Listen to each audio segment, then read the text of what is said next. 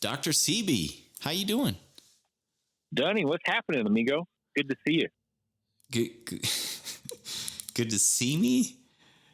Yeah, with my ears. It's good to see you with my ears. I guess that's the similar thing to that's hearing you. Good to hear I think a lot of people use the word hear. So good to hear me. Yeah. Yeah, good to hear you because I don't actually see you right now. We're not in the same location. No, we're not. I think that can be evidenced by your audio. Where are you at? Man, I'm in East Flagstaff. I'm out back in the backyard of my casa, enjoying the spring weather.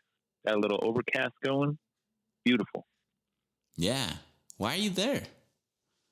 Oh, man, I'm COVIDy. Be nice. This week I got the COVID. Man, I got my first positive COVID test, man. COVIDy be chinchilla nice? Yeah, COVIDy be chinchilla nice.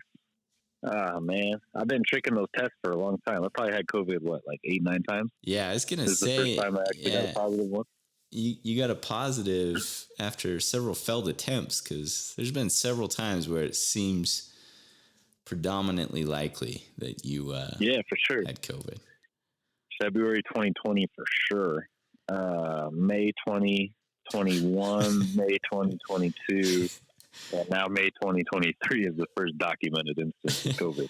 And there's probably another handful somewhere in between there, too. Yeah, I'm sure of it.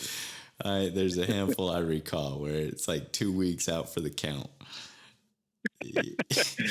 Man. Me and COVID, dude, we got a relationship. I'll tell you that. Yeah. So how are you doing with the recovery? Just chilling out back? Just chilling out back. Yeah, man. It's nice. It's beautiful out here. I'm actually feeling really well today. Oh, that's good. Yeah, we're good, man. Tuesday, what is this? This is a weekday? This is Friday. So on Tuesday, I was out for the count, man. Running that high fever, in and out of sleep all day, and just progressively better each day. And today I'm feeling ready to rock, man. I'm ready to party. That's good. I'm out here with the dogs. The dogs are out there? Jojo and Poppy? Jojo and Poppy, man. So it's not total social isolation, you know? Yeah, how are Poppy Jojo? Canines there.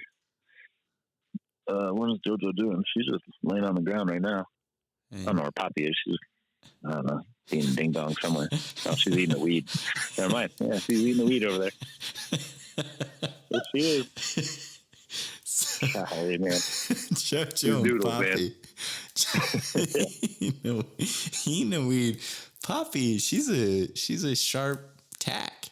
She is not. She's a dull tack. Yeah, approximately how many times have Jojo and Poppy been skunked in that backyard? This year? Just overall. Let's just do a total. Let's do a grand total. So Poppy's only a year. She's been skunked twice. Those have all just been in the last month. They were actually like within 2 nights of each other. And then Jojo's been skunked once this season and then twice last year. So 5? Skunks 5? Yeah, man. The funny thing with Poppy right now is, like, you know, she's tricolor Bernese Mountain Dog Doodle. And so her fur is black, right? But we, after she got skunked, we used hydrogen peroxide, baking soda, and fish soap. Yeah. So her fur is almost this, like, it looks like she, like, put that sun in, you know, when you're in middle school and you put sun in your hair? Yeah. Like, it's like patchy sun in all over her hair. She looks kind of ridiculous. The look. But that's what you get. The look playing matches. With kitties. Yeah. Kind of matches. Kind of matches. Playing with those stinky kitties. Oh, man. Mess around, find out. Yeah. You know, she's just laying on her back in the dirt. That's a good dog. I'll take a picture of this moment so that we can this is ridiculous. So we can put this on the gram and reference it. Okay. Yeah. Well, I appreciate you taking a minute out of your busy day to record this intro. We're really under the gun to get this episode out. We recorded it in February 6th to be exact. So here it is, mid-May. Yeah, I know our producers have really been driving us trying to get this episode out. Yeah. And so I'm proud of us in being able to do this so efficiently. Yeah, they set a hard boundary with 4 months. So yeah, I'd say we did that, right? February, March, April, May. Boom. How many times? How many times, producers? 4 months. So who do we got on the docket today? Oh, one important thing to note is that when we recorded this, the individual that we interview is an expert in the Glen Canyon area, and we talk a little bit about all the massive snowpack that was going on. And so now, a few months later, the cool thing is we get to see in real time kind of the things that we were speculating about way back in February in terms of the snowpack's influence on the river. Yeah. What are some of the things we're seeing? Yeah. I mean, Lake Powell's rising 1 foot a day. Yeah. Ooh. I was checking the CFS levels and the height of a flow station on the Green River, and it's already like 4 feet above its peak from last year, and it usually peaks around mid-June, so another month to go before it peaks. And it's already 4 feet above its highest point last year. And the flow is like 20,000. It's gotten up to 20,000 CFS, and the high point last year was, I think, 13,000. And yeah, it'll be another month before it probably reaches its peak. So it's been flowing. It's been flowing. It was an exceptional winter. It was. A wild winter for sure. It was. And the melt has been good, I think, in Colorado and Utah, in that it kind of warms up and then cools down. So it's actually been fairly good. There's still a lot of melt they expect from the high peaks. And so, it's limited flooding. Flooding is occurring, but limited it. And so a couple of important things to note is that it would take several years like that to actually get out of the drought. And so last winter was such an aberration that likely, statistically speaking, the winters will again return to what they have been. So it's important to note that there'll be a lot of contribution this year from all that snowpack into the rivers, but it won't solve the overall ongoing issue of overuse. Right. Yeah, it's a really important thing to note. Yeah. So who do we got on the docket? We're going Stauss in the house. In this episode, we go beyond flag with Jack Stauss. Grew up in rural Vermont. He moved to Utah in 2008 and fell in love with its open space and community. His passion for the Red Rock and Glen Canyon comes from years of higher education and experiential learning. Recently, he finished his graduate work at the University of Utah. #go Utah. Yeah, let's go. In Environmental Humanities, where he focused on public lands and environmental communication. Jack has previously interned with Save Our Canyons and the Salzburg Global Seminar, and he has worked for Glen Canyon Institute since 2016. All right. Yeah, in this episode, Jack shares the history of Glen Canyon, how he became connected with the Institute, what recommendations the Institute has for the current situation, and a variety of experiences he's had while exploring and developing a relationship with the canyon. So thanks for joining us as we go beyond flag with Jack Stauss.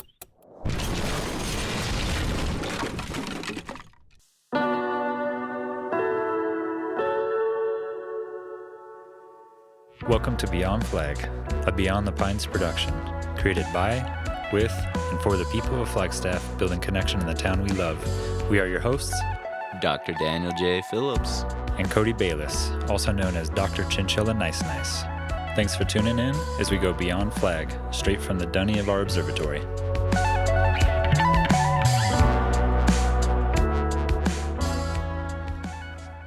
Well, welcome, Jack. We appreciate you joining us today. Could you jump in with telling us a little bit about the Glen Canyon Institute and what you do there? Sure. So the Glen Canyon Institute was founded in 1996 by our current president, Richard Ingebretson. And the kind of premise of the whole org, it has maintained our mission through the years, is a restored Colorado River through Glen Canyon, restoring the canyon to a more natural state and letting the Colorado River run freely through both Glen and Grand Canyon.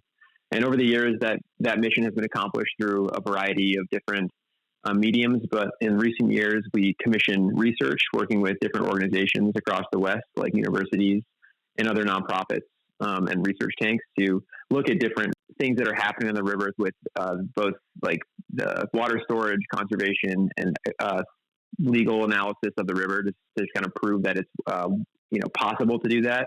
And then in recent years, as the water has started to drop, we've worked with sedimentologists and ecologists, as well as groups of different citizen scientists and recreationists, to showcase what's already happening on the ground. So basically, depending on what era of Glen Canyon we're talking about, we've worked on different projects with a variety of stakeholders and partners to showcase different components that people are curious about. So like why the reservoirs exist, where the water, what allocations need to be held in each reservoir, and how, we kind of see the reality of these places as the landscape and the river itself having more value than some of these other entities that for a long time have been the reason we have big reservoirs in the desert. And then, more recently, since basically the year 2000, the Millennium Drought has kind of given us an opportunity to showcase the reality of what's happening down there, and to get out both for the sake of just exploring and showing the public what's going on, as well as doing some real research to show what's happening with a variety of different processes. Like I kind of was saying, like sediment removal, ecological succession, riparian corridors and side canyons coming back to life. Yeah, so depending on where in the history of the organization, we're talking about, lots of different opportunities for, different stories, I guess, that have come out of the reservoir. For sure. It seems like right now, Jack, there's a lot going on around the Colorado and Glen Canyon. And I wonder, as outreach director, what does that look like for you on a day-to-day basis right now? Since probably 2018, I've been in an outreach role, so traveling around the West, telling stories about the river, showing films and slideshows regarding different stories and research that we've done. So sharing with public what's happening down there. That has really grown rapidly since probably spring 2021, in this kind of current period of low water in the reservoir and a lot of public interest surrounding it. So I've just kind of been doing more of what I already was. So in the office here, we do a lot of just upkeep and keeping tabs on what's happening in the press, working with collaborators, scheduling out, months in advance research, media, and public trips down to the region. And then spring, summer, and fall, we go on those trips. I think last year, my director and I did 30 trips to the region between March and October. And those can range from member river trips to ecological succession surveys to 8-day-long sediment and water quality trips, to just going out with a few interested stakeholders or our board members and exploring regions that we know have come out of water recently. So Gregory Natural Bridge, for example, we knew came out last spring. So going down to an area that we travel to a lot, but has had recent geological sites of interest come back from high water. So those are really cool. Of course, it's a lot of work going down there. It's a really remote place. A lot of the stuff that's happening on the reservoir, no one else is really looking at in the way we are. So I call the area from where we park the boat up to probably like elevation 3670, which has been out of water for a while. I call it the moon zone because it's just such a new environment that no one else is really studying or exploring. It's really cool. It's really interesting. The changes are rapid and dynamic. And then I come back to the office after a trip and we'll, write a blog or share photographs, keep our members updated on the changes we're discovering down there. Yeah, it sounds super interesting. Listening to you, it's clear that the Glen Canyon Institute has a lot of stakeholders and community network partners, including scientists, artists, researchers, legal experts, things like that. But there's also a board and a staff. Is that right? So what functions do the board and staff have? And then if you'd be willing to share examples of one or two network partners that you partner with. Totally. Yeah. So our board is really strong. We have a great group of environmental advocates, lawyers, historians, stakeholders from the region. We have kind of more advisors that have either been on or off the board that help us sort of steer the ship towards the next steps for GCI over the years. Our staff is just 3 of us here. We do have, it kind of dovetails into the question about the other partners we work with. Since the fall of 2020, we've been working with a crew out of Moab called the Returning Rapids Project.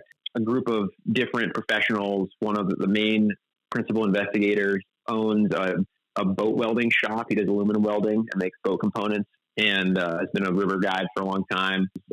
His name is Mike Dehoff. The second guy is Pete Lefebvre, and he's a river guide out of Moab as well. Meg Flynn is a librarian and has helped with archival historical information gathering. And then they have a couple other people on their team that do flyover photography. So Returning Rapids Project has become a project of Glen Canyon Institute.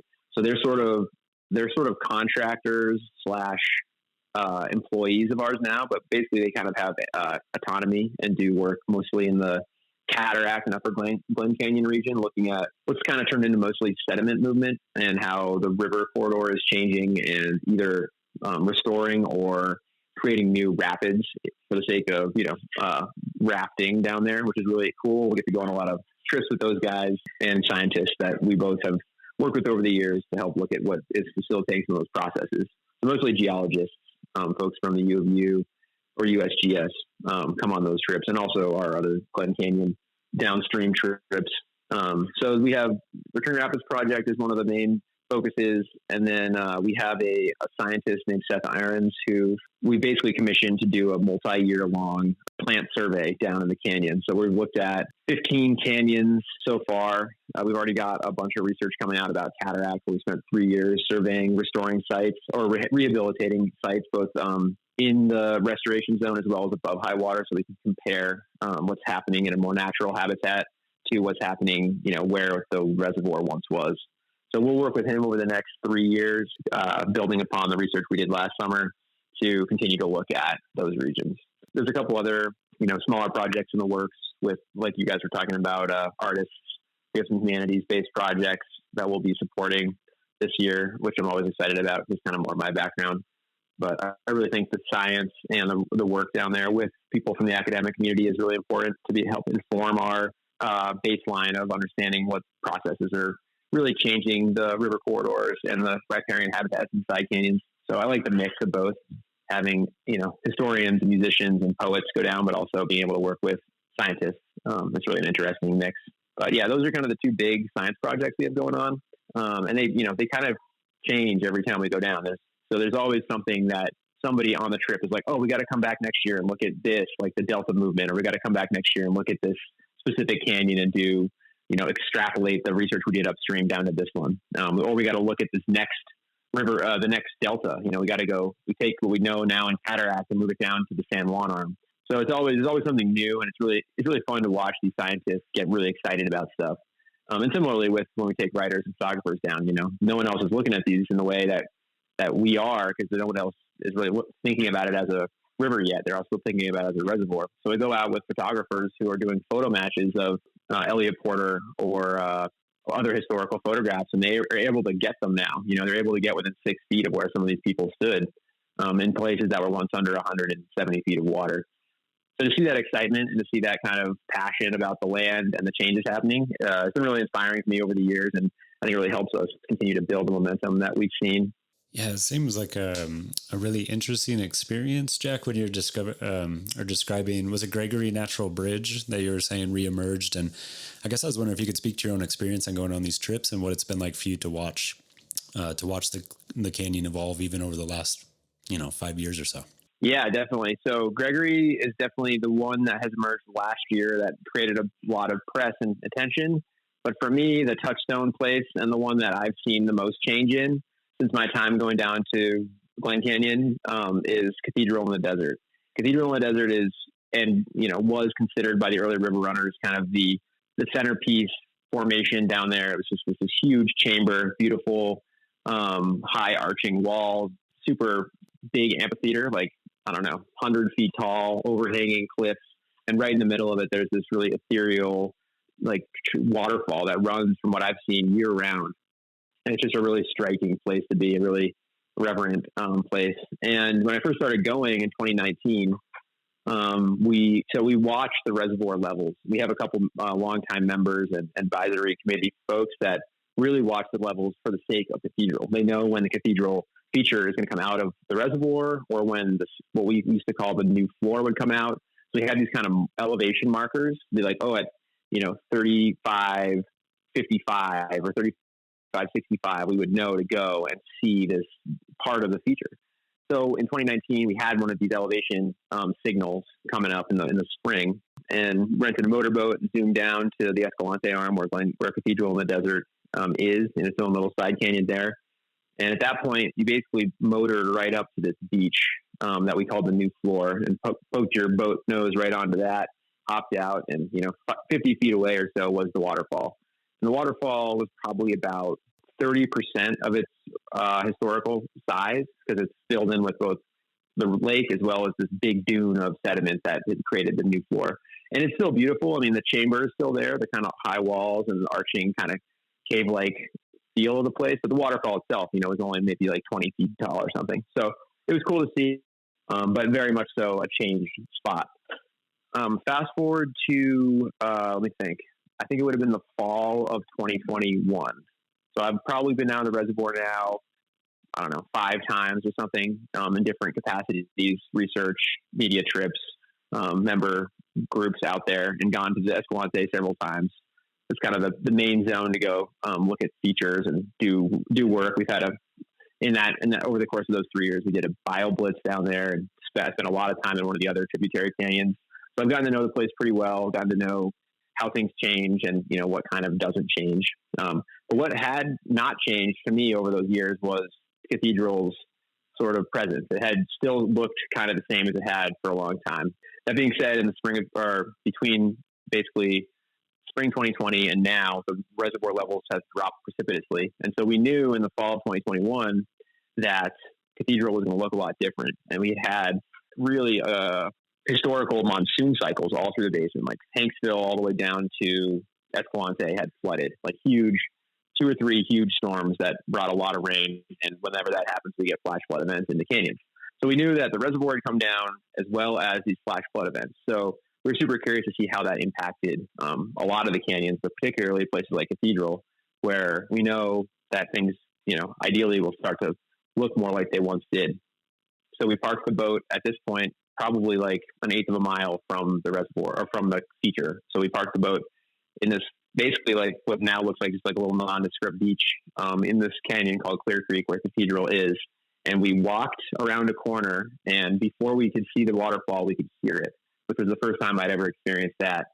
And we came around the corner, and these flash flood events had scoured away probably like up to 30 feet of this quote unquote new floor, blasted it all out downstream. So we walked around the corner, and what I was presented with was much closer to what the historical river runners ever would have seen. And that really brought me to, it was pretty emotional. It was definitely like brought both my director and I like total silence, and just like took in the reality of how much nature can heal itself when you give it the chance. And it was a really cool thing to see, and to know that, like, I think it was like a little validating for both of us. So it's like, understand that we've been championing this place for a long time, and then to know that when you let it leave, you let the water come down, and you are able to let nature do its thing, that these features that were once considered quote unquote lost aren't. They're still there, and they're kind of just waiting for the moment to be protected.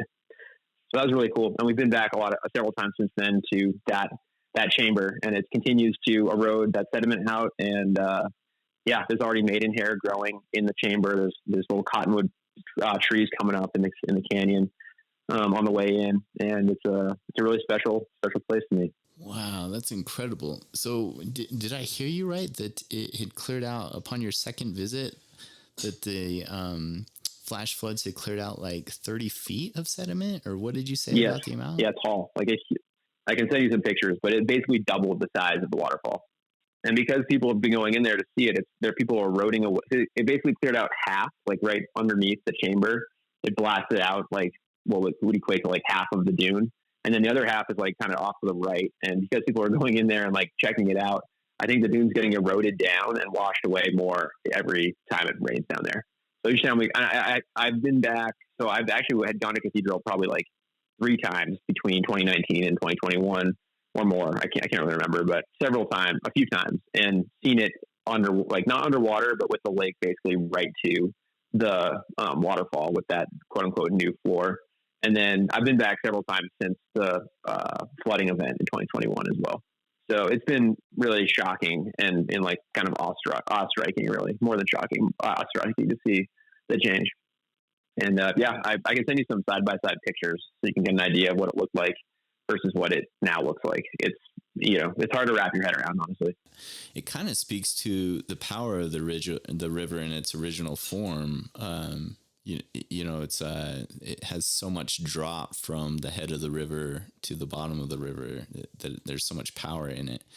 I would wonder if you'd be willing, Jack, to speak to the current state of the situation. You talk about those water levels dropping. And so what is the current circumstance of the reservoir and the water levels dropping? Yeah, good question. Of course, this gets into the weeds a lot with just kind of the jargon of how we discuss water levels, as well as what the Bureau of Reclamation, the agency that controls the water levels in the reservoir, are going to do. And it's also a wild card here with the snowpack in the Intermountain West, which feeds these reservoirs. All the water in the Colorado River comes from our snowpack. So depending on how the rest of the winter goes in the spring, these numbers could change between basically the spring and the fall.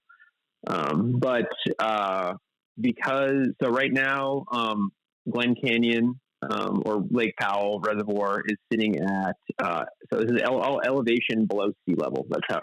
Elevation above sea level. So the way they talk about what the lake level is just like it's elevation basically.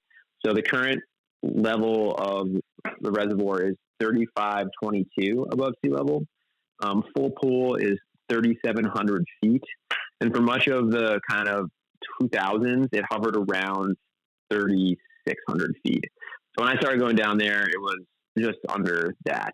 And pretty much since 2020, it's dropped from 3,600 down to, since like 2018, it's dropped from 3,600 down to about 3,522. It's been the lowest it's gotten. And that's where it's sitting right now. And so we'll hit low water in another probably like 2 months before the spring runoff really starts.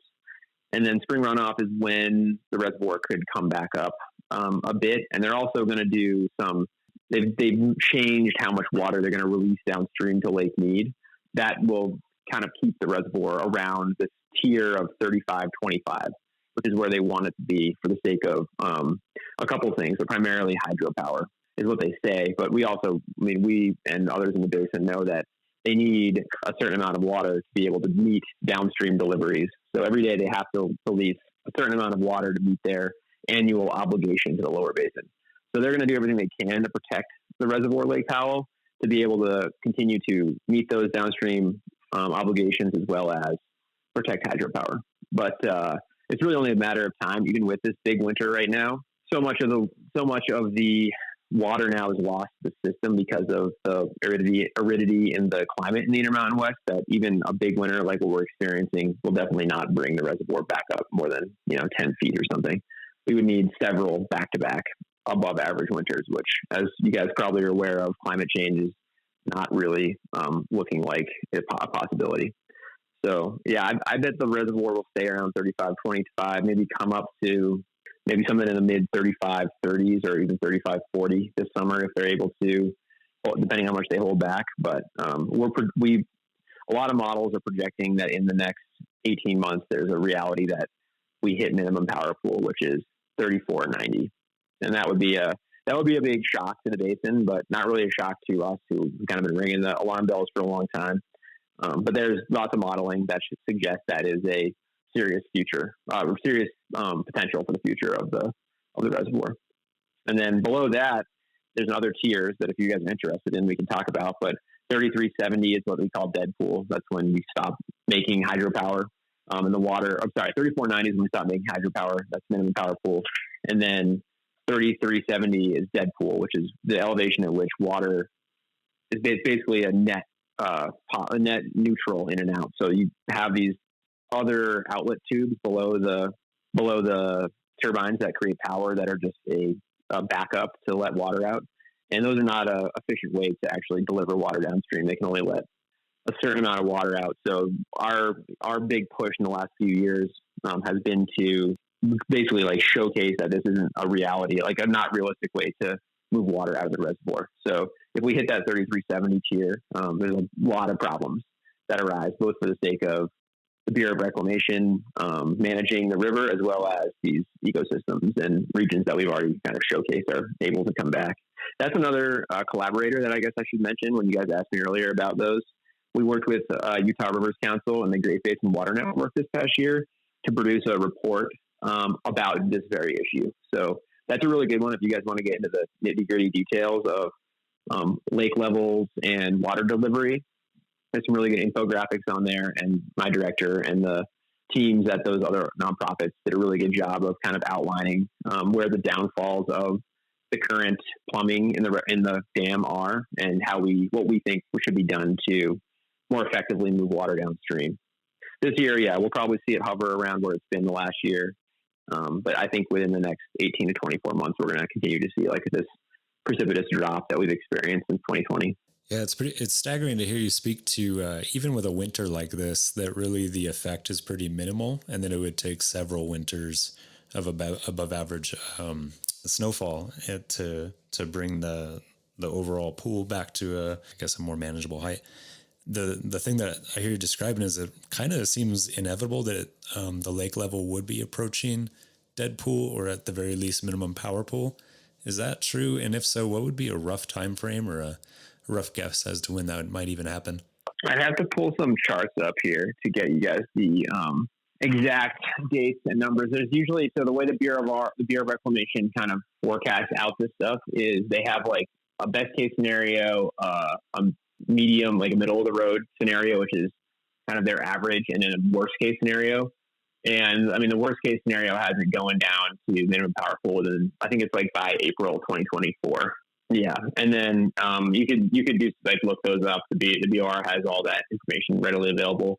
But yeah, it's dependent on a bunch of factors, but primarily them propping up Lake Powell with upper basin water. So using the other reservoirs to fill the reservoir back up to, basically keep it going for as long as they can, and then curtailing downstream deliveries. So they could do that, as long as the states will let them, I guess.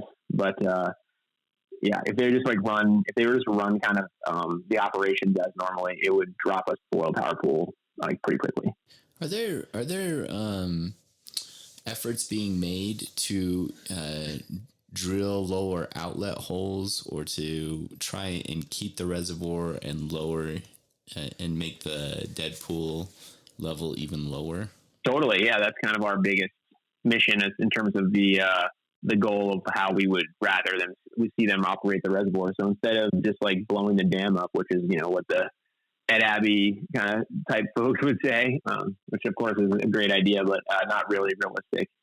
We have, we call it the napkin, but it's basically a plan that the old Bureau of Reclamation director, Floyd Dominy, helped us create back in the 90s.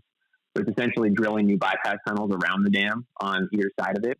And we would do that at river level. So you still have the dam there, kind of standing as an effigy to, modern man's hubris, I would say, but also as a backup, just in case we have some giant flooding year and we didn't want to like over inundate Mead. But you would have two tunnels that go around the dam. We'd have to figure out ways to move sediment through those, as well as, I'm sure the first few years of the new era of Glen Canyon, it would be some sort of managed water delivery as well. But yeah, that's like kind of our biggest idea for how to avoid dead pool and continue to let water go downstream, as well as restore Glen Canyon. Yeah, drilling new bypass tunnels around the dam. And we've talked to some tunnel builders about like price of that and just kind of the feasibility of it. And they did it back in the day.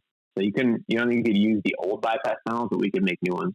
And so you jokingly referenced one option, then you talk about this other option. And so if I kind of summarize it, there's three options. You keep the dam and try and keep managing the way we are, kind of ignorant to the future seemingly being that it's not going to be sustainable.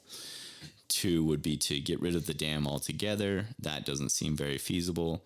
Three is to drill lower outlet tunnels, or to allow a bypass in some way at a lower level to accommodate the river operating closer to what it was. Are there any other options being explored currently? Not really. And I would say, like, as far as mainstream people go, that first option is what a lot of the basin states and the Bureau of Reclamation want to have happen.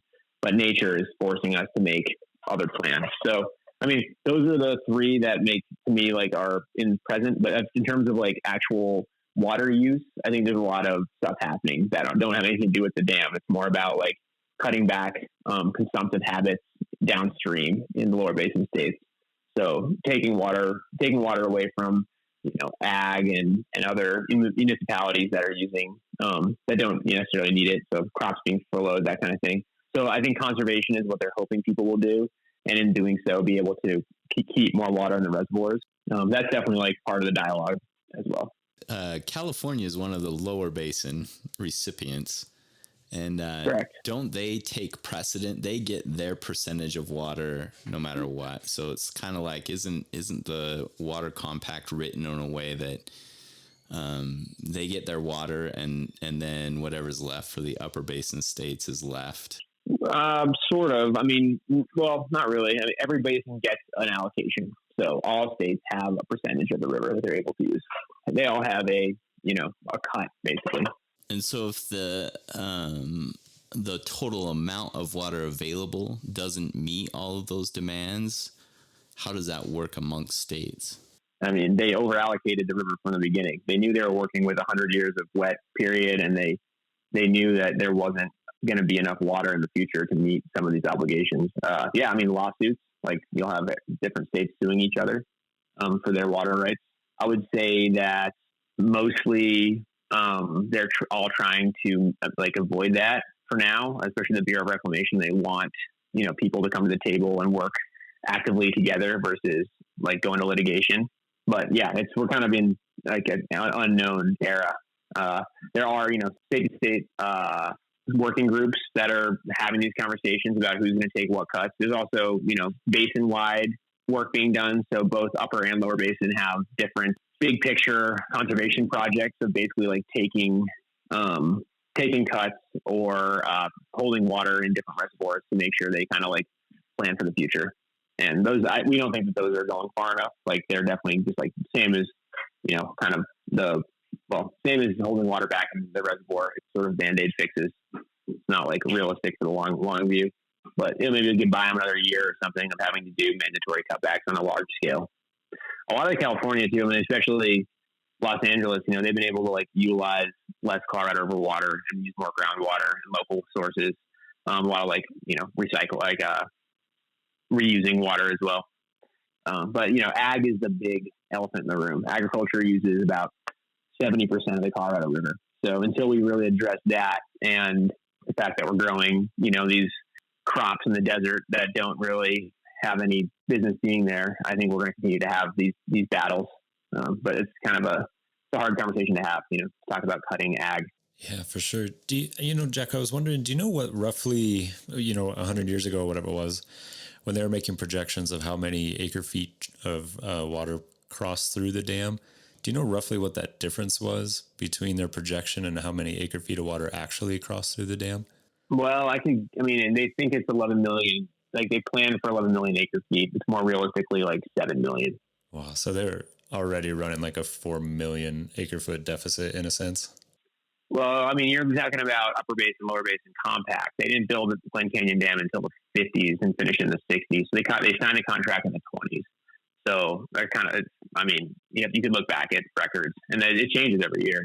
From like how much, like in 83 and 2011, they're able to like let more water out, and it's this 10-year long rolling like allotment. So they let them a certain amount every year to meet this amount they need. They like are obligated to. So they can kind of fudge the numbers a little bit one year to make more like ideally when it's a wetter year.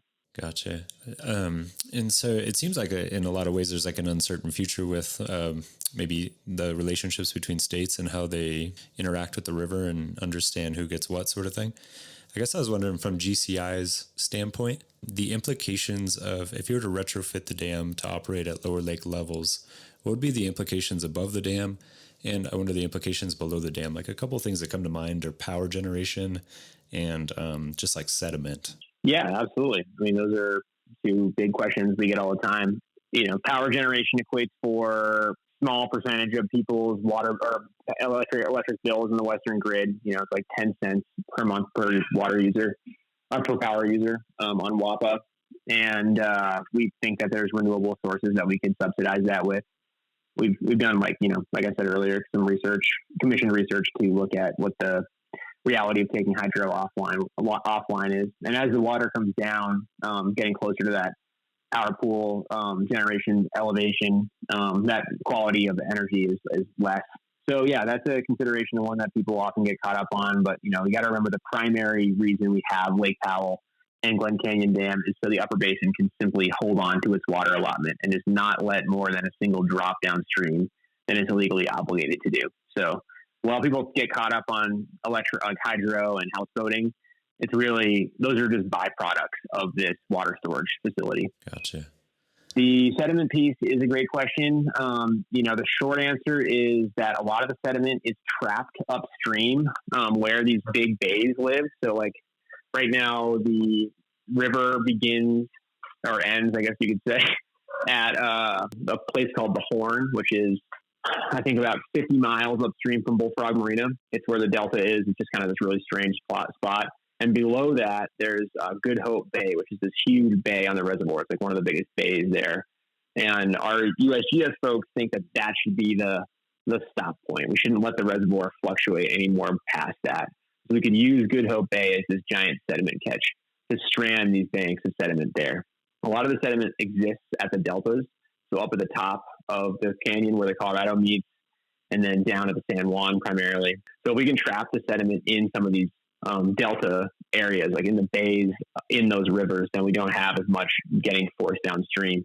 That being said, of course, there is sediment that's going to just flow down with the river when the river goes around the dam again. And that sediment, belongs downstream in the Grand Canyon. We have 200 miles of river and canyon below Glen Canyon Dam where that sediment belongs. There's definitely the problematic reality of Lake Mead filling with sediment, just much so like Powell has. And then, there's maybe like some innovative strategies for harnessing and reusing some sediment versus just having it run down to Mead. But for the time being, those are questions that I think we have had a lot of people ask about, and I think we've had a lot of time to think about, and we know that much like, remanaging, because it's not going to come from Glen Canyon Institute to pay for the bypass tunnels or to pay for sediment catch or sediment, reappropriation. These are questions that we want to basically get on the table and then have the big government agencies like take a hard look at. I was just going to say, it seems that the project of working with the sediment that's flowed into the reservoir, it just seems like that would be such a massive thing to deal with. Is that a fair statement or a fair assessment on my end? So depending on where in the reservoir you are, yes. The sediment is at these delta zones. So as the delta moves, the sediment moves with it. But if we were to stop the reservoir from moving the way it is, and we were able to let it go back to a river versus this kind of slow roll of lowering, then we could strand the sediment. But in the main canyon, where we haven't seen the river start to return yet, where there's still a deep 100 to 150 feet of reservoir, those areas don't have the sediment that you have upstream, like in Cataract, because we haven't had this fluctuation. We just have, a reservoir there basically still. So the sediment hasn't been able to get there yet. So right now the sediment's stranded 100 miles above the dam, or not stranded. It's still moving. It's moving right now as the delta moves. But if we were to flush the thing really fast versus this kind of slow roll that we're seeing now, the geologists think we could leave the sediment upstream. There'll be other places like in the Escalante and the Dirty Devil and in the San Juan, these other tributaries that will have their own sediment deltas. But it's the same conversation. It's where can we leave that sediment versus kind of having it slowly like a glacier move down. And there, it sounds to me like there are pretty big effects if there's a do nothing approach with the sediment that the reservoir would fill. Is that true? I mean, we're talking hundreds of years. Yeah. Huh? Yeah, that's again, for me, that's a pretty staggering thought. But even less than hundreds of years down the road, there would still be effects of not doing anything with the sediment. Yeah, I mean, it's a bummer to me to see these amazing canyons get filled in with silt. I know it can change. I know that the side canyons can flash and change, and even in Cataract, we see that on the main stem. But there isn't the gradient in Glen Canyon proper that you have in Cataract or in Side Canyon. So it would take substantial events to clear sediment out of like the area, basically from Escalante down to the dam is like what they call the heart of the canyon, which is still just under the reservoir. So we were able to stop the delta before getting to Bullfrog. So if the reservoir goes to Deadpool, the delta is at Bullfrog. And Bullfrog down is beautiful too, like everywhere. I mean, everywhere from basically where the Good Hope Bay delta is, where the Good Hope Bay zone is, down to the dam is like really cool, like super towering sandstone root walls, like really beautiful, like, you know, like national park quality canyon. And so if we get stranded there, you know, we have these areas like around Bullfrog and then all the way down to the dam, that would just be like kind of more, I mean, there'd be some sediment in there and it would be a changed environment, maybe some bathtub ring and that kind of stuff. But if we're able to leave the sediment upstream, we could have, I think, a lot of canyon back. So it leads to the question too, what about below the dam? So how would the river change? Even the slow release of sediment, what would the river look like downstream? How would it be affected? So since the dam was finished, you know, we've had basically a non-natural river in the Grand Canyon. You know, they know exactly what the flows are going to be every day. And we would go back to a more natural seasonal cycle. So you'd have sometimes when it's like crazy and like high water, and there are times when it's low water and you're rock dodging. Depending on the time of year and runoff. You know, we'd have to once again live within the boundaries of the natural cycles, which, you know, I think would probably be a bummer for some people down there, but also provide a lot of, I think, inspiration to others. I think that's an exciting thing to think about. Of course, there is a lot of work being done on native fish and bug flows and sediment, you know, beach building happening down there, like through dam releases. And this is a question for sedimentologists or the folks working on science down in the Grand Canyon. But, you know, I would believe that if we were able to let sediment move downstream through the dam, around the dam, then we would have better beaches. We'd have kind of more natural ecosystem habitat for plants and animals down there. And that would be, I think, a beautiful thing. It would take some time to get used to, like everything else, but I think we would be better off for sure in the future. Yeah. We had a real life experience that correlates somewhat with what you're talking about. There's fish that have been dying. Some speculate it's because of water temperature. There's invasive species. So there's different reasons that there's been fish dying, but just below the dam, you know, that section of river can be floated. Historically, the water temperature, what is it? It's like 48. It's like mid-40s, mid-40s, upper 40s. And just in this last year... Cold as a mug. Yeah, cold as a mug. And just in this last year, that water temperature is like 70. So like when you go float the river now, it's like kind of bathtub-ish when it was like previously like take your breath away. Yeah, totally. Yeah, it was staggering to see how we did a float in the fall and just there was like all kinds of dead fish. There was a team of scientists up there studying the fish. And yeah, it was just very, I don't know, kind of a stark sight to see. Yeah, warm water. I mean, the bass don't like warm water. Yeah. The trout don't like warm water. They're cold water fish, but they're, you know, non-native. Yeah, right. So, yeah, I mean, I know a lot of folks that were in the Grand like this year, and they're like, it was insane how warm the water was. And yeah, I mean, that's just what we're going to get more of as the reservoir continues to drop. Totally. Well, Jack, how did you come to get involved with all this? It sounds like you have a lot of outdoor adventures for sure. So how did you come to get connected with Glen Canyon Institute and do this work? Yeah, definitely. I grew up back east skiing my whole life, and I moved to Utah to ski and again the bigger mountains. And pretty early on in my college and skiing career out here, I learned about some pretty big public lands issues related to resort development here in the mountain range that I recreate in. And I sort of started to realize that I could use my outdoor activities and my ability to do some writing and storytelling to help kind of work on these environmental fights. And so I did that through college and thereafter kind of just on my own. And then I went to grad school for it in 2015 and sort of just used that as a trampoline to continue to work on my different skills and what I was excited about academically. So writing and history, literature. And I got done with my program. I used the program to do work around backcountry skiing, preservation versus industrialization of mountain ranges here and across the West. And so I was interested in mostly public lands, but snowpack is related to runoff into water and climate change, of course. So I started to see through lines from the work I was doing in the mountains to the desert. And there was a job opening here as I finished grad school. So I had maybe 6 months between grad school and applying for the job here.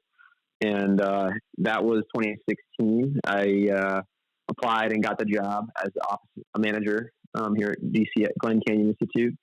And it's been cool to still as climate change has had these impacts on the reservoir, it's been cool to continue to use my background working in public lands, working on climate change, and being a backcountry skier to find these kind of through lines from these really complex issues and how they're all interconnected and interrelated.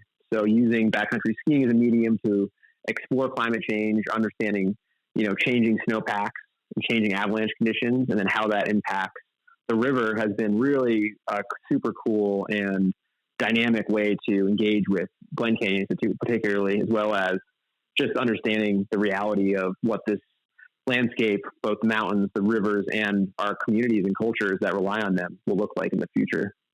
So that's been kind of my trajectory for the last, 10 years or so or 10 or 12 years from college through grad school, through working here full time and continuing to do all of my big adventures around the West and the world, going on trips and exploring new mountain ranges and new snowpacks. Kind of always thinking about how these places are interconnected and, why it's important to have places that we can go and recreate and experience, and also how it's important that there are places that, we sort of leave alone and let nature be nature is always kind of the driving force of any of these landscapes. And so when you set foot into the reservoir or into avalanche terrain, you're always going in with that humble empathy that you need to have, knowing that you're not really in charge, that nature is calling the shots, and you got to live within the natural boundaries of what that allows for. That's either, choosing a river you're going to float and knowing what the water levels are going to be, choosing terrain you want to ski a certain day, as well as humans, how we move into the 21st century and what our, future looks like, and how we use and consume and ultimately, ideally, preserve resources that we have here in the West and abroad. Yeah, in that, what is most rewarding for you? That's a good question. I think being able to get out in the country and go on adventures, both for myself as well as that are giving back to the places, is really rewarding. Just being able to experience landscapes is amazing, for just kind of a selfish reason. It's just really cool and fun, and seeing how your body reacts in extreme environments.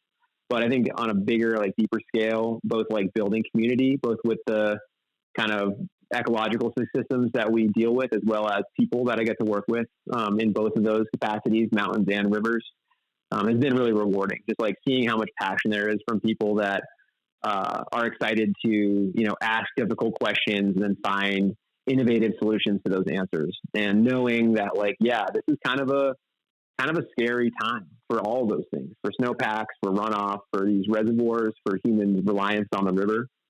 It's a scary moment, but it also comes with a lot of opportunity. And the community that we built here at GCI, and the community that I have working on climate-related snowpack issues, they're really inspired by the future potential for innovative strategies to get through this kind of moment of reckoning. I think for me, knowing there's more people out there that want to work on this and want to not just work on it, but also want to go be curious about the outdoors and go on adventures and use those experiences to further our understanding of how we can be better at living and working out here. Well, Jack, we appreciate you taking time to respond to our questions and tell us more about Glen Canyon and the river, the Colorado River. We often on this podcast ask, most often we're interviewing people that reside in and around Flagstaff, and we ask how they would define the town. You're based out of Salt Lake, but you had mentioned prior to us starting recording that you'd been to Flagstaff and been in the area generally. So I'm wondering, based on the experiences you've had in Flagstaff or in northern Arizona, how would you summarize or describe that area? Well, I've only been there for a couple nights, and I've been able to present at a gear store there, and I've gone to gave a talk at the Klein Library. So I've been able to get out in the space a little bit, had some really good meals on kind of your guys' main street there, gone out to some breweries, which was fun. But I think one of the coolest experiences I had when I was there was going up after the day after I gave a presentation at the gear store, and I think it was Flagstaff Mountain Sports. I hiked up, I drove my rental car over to Snowball, and I hiked up Humphreys and met a lot of really nice people along the way. We had a lot of really good conversations, and I kind of like got to the kind of summit ridge there where it sort of gets really alpine. There's a kind of cool like lichen growing on all the rocks, and you get to the top and you can see Navajo Mountain out to the kind of northeast, and you can see the rim of the Grand Canyon out to the west, and you kind of look back down to town, and it's just this really cool kind of trifecta of all these different landscapes and the region itself. It sort of really felt like, you know, kind of south central heartland of that whole part of the plateau. So that was really cool to get up high and to, you know, have both the experience of meeting people in town, but then also to see some of your wild space there and to see how kind of connected all the people and the land was. That was pretty special. And I'm excited to come back and learn more, spend more time in town, talk to more folks about the river. And I mean, that's the Grand Canyon community headquarters right there. I know it's like ingrained in the culture. So it's always fun to visit and talk to people about their work, building dories or taking photographs or, you know, getting people out in the country. Always a great time coming to Flagstaff. Yeah, well, once again, Jack, thank you so much for spending time with us today. Whenever you show back up, we'll have to treat you to a cup of coffee or a whatever Dan's favorite donut is at that time. Love it.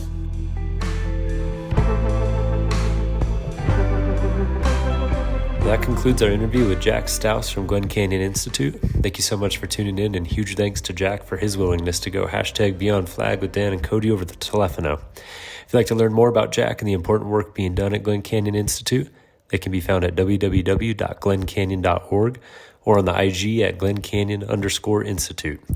If you'd like to check out other episodes of #BeyondFlag or any other episodes from our other shows, Quick and Nerdy or Crossing the Chasm, hosted by Brian Peterson, drop by www.beyondflag.com, flag spelled FLG, or you can always find us on the Instagram at @beyond_flag. In the meantime, lovies.